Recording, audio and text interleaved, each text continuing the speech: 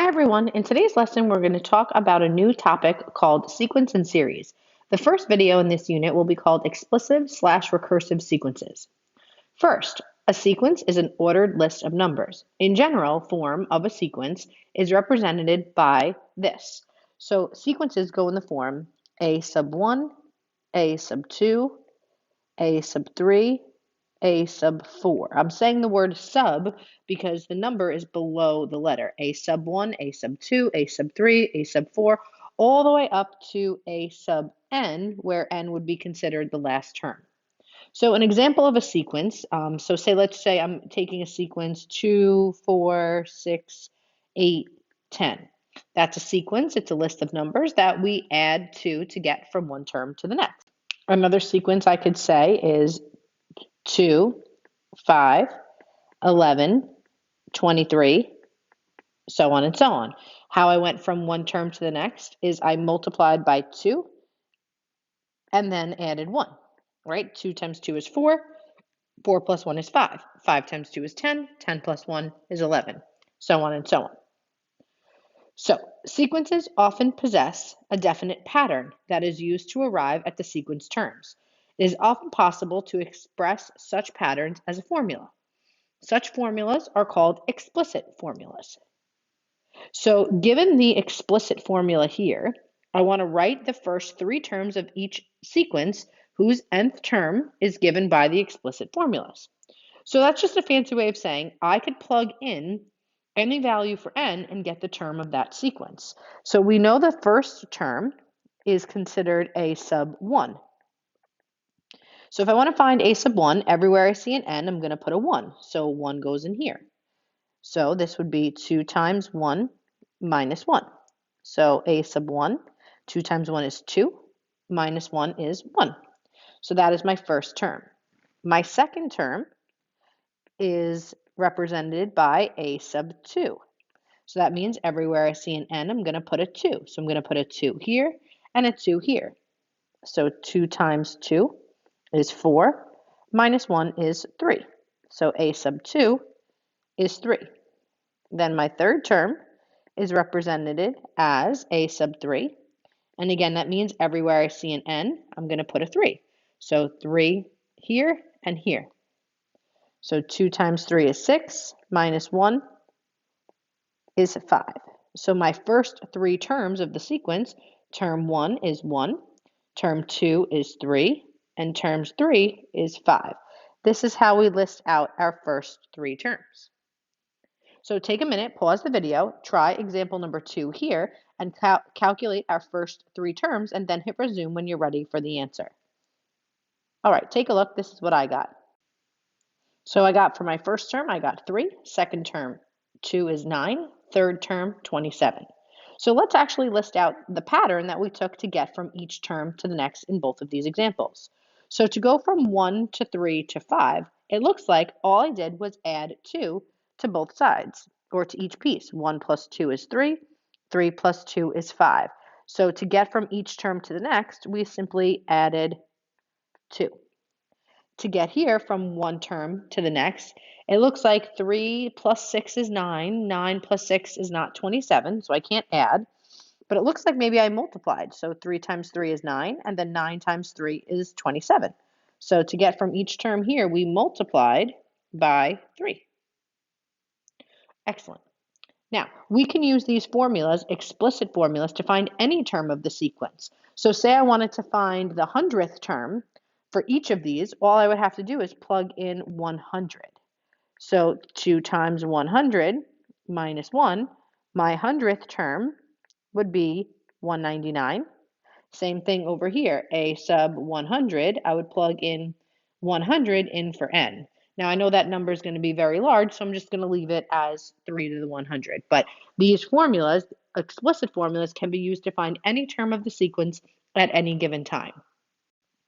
All right, let's move on to the next page, which speaks about recursion.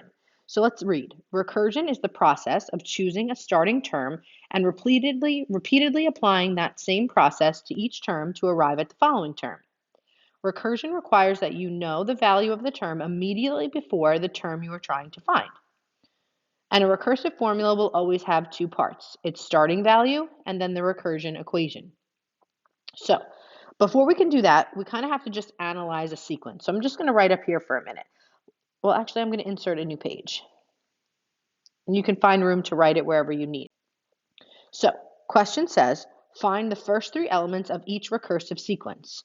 So a sub 1 is given to you as -4. So in this box, we need to write the first three terms. So the first term we know is -4. We can label that a sub 1, a sub 2, and a sub 3. So if I want to find a sub n is any term of the sequence. I can plug in and find it. So a sub 2, if I want to find a sub 2, everywhere I see an n, I'm going to put a 2, so I could put it here. So a sub 2 minus 1 plus 5. So we work from the bottom. 2 minus 1 is 1. So if I want a sub 2, I need to take a sub 1 and add 5. A sub 1 is -4, so I can go ahead and plug that in there and simply add 5. So -4 plus 5 is 1. So my second term is 1, and that can go there. So you see what I did? I used the previous term, a sub 1, and then added 5. So I can do the same thing now here if I want to find the third term, a sub 3. I'm going to plug 3 into here and here. So this will be a sub 3 minus 1 plus 5. 3 minus 1 we know is 2. So the third term is by taking the second term, a sub 2, adding 5. My second term is 1.